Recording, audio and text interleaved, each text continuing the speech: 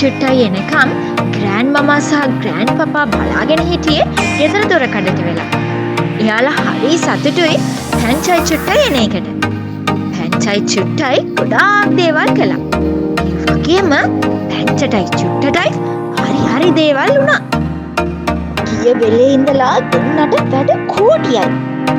මමා කැට්ලා ඉන්නේ ටවුන් එකේ වුණාට ග්‍රෑන්ඩ් මමාලා ඉන්නේ ගමේ. ගමට යනවා කියන්නේ පැංචටයි චුට්ටටයි මේ ගමන හරිම රසවත් එකක්. පැංචයි චුට්ටයි ග්‍රෑන්ඩ් මමා එක්ක ගියා ඇලේ මාළු බලන්න. මාළුන්ට කන්න පුංචි පාන් කෑලිත් දැම්මා. චුට්ටට නම් ඕනේ උනේ මාළුවෙක් අල්ලන්නමයි. ඔන්න බලන්නකො චුට්ටට වෙන දේ. මාළුවෙක් අල්ලන්න ගිහින් අපේ චුට්ට ඇලටත් වැටුණා.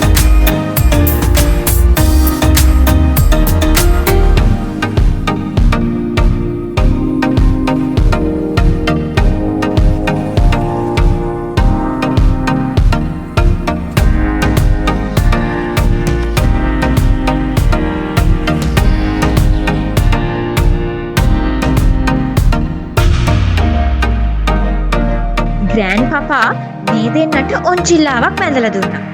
ගෙදර මිදුලේ තරමක් ලොකු අඹ ගහකුයි රඹුටන් ගහකුයි තිබුණා. ඉතින් ග්‍රෑන්ඩ් පපා මේ අඹ ගහට නැගලා ලණු බැන්දා. ඒත් එක ලණු කොටයි බැන්දේ. තවම අනිත් එක බැඳලා ඉවර නැහැ. චුට්ටයි පැංචයි ලණු කොටේ එල්ලිලා ඔන්චිල් බැන්දා. පැංචට වඩා ලණු බැඳ ටික ඔක්කොම චුට්ටගේ.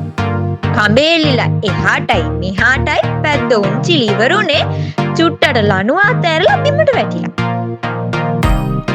බලන්නකෝ ඉතින් හරි ඒව තමා වෙන්නේ. නීති දාන්න මමා කැටි නිසා මේ දෙන්නට හරිම නිදහස්.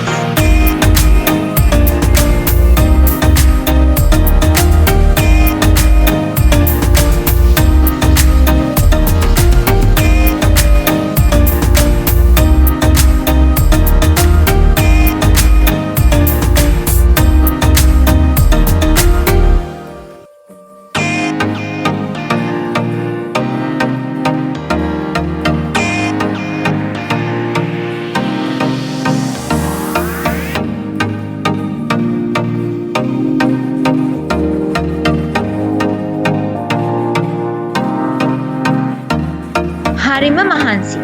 ග්‍රෑන්ඩ් පපා කුරුම්බ කැඩුවා. කොලාම එක්ක කුරුම්බ බිව්වා. මේවා බොන්න ගමේ එන්නම ඕනේ.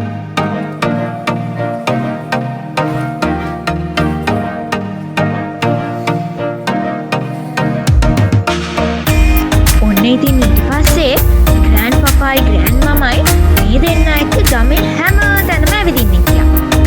ගහකොළ ඇල පාරවල්, කැලෑව, කුඹුර හැමදේම බැලුවා. විල්යායවල් හරිම ලස්සනයි. ග්‍රෑන්ඩ් මමාලගේ ගෙදරට යන්න පොඩි බෑවුමක් තියෙනවා. ඒකත් නැග්ගා බැස්සා ඔක්කොම කරා.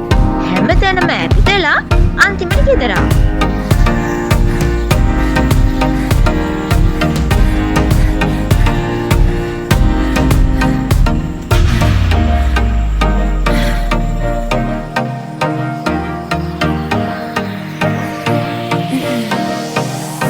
පැංචයි චුට්ටයි ගියේ කවදාවත්ම දැකපු නැති දෙයක් බලන්න. ග්‍රෑන්ඩ් මමාගේ ගමේ ඉන්නවා පොල්ලලි තරණය. එහෙම තරණ පොල්ලලි වලින් තමයි කෝ ගන්න. අන්තිමට ඒ වයින් තමයි කුසු හදන්නේ. ඉතින් එකක් නෙමෙයි ක්‍රියාකාරක ගොඩාක් තියෙනවා ඒකේ.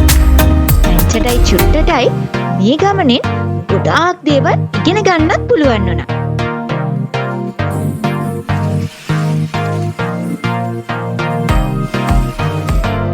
මමා මේ දෙන්නව ලිඳෙන් වතුර අරගෙන නෑවුවා.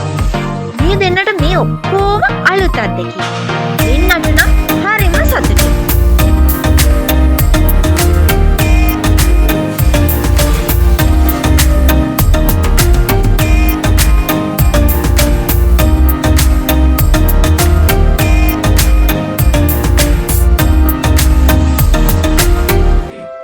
මේ දෙන්නගේ නම් අදහස මෙහෙම නවතින්න තමයි. ඒ තව ටිකකින් මමා කැටුයි පපා කැටුයි එනවා මේ දෙන්නව එක්කගෙන යන්න.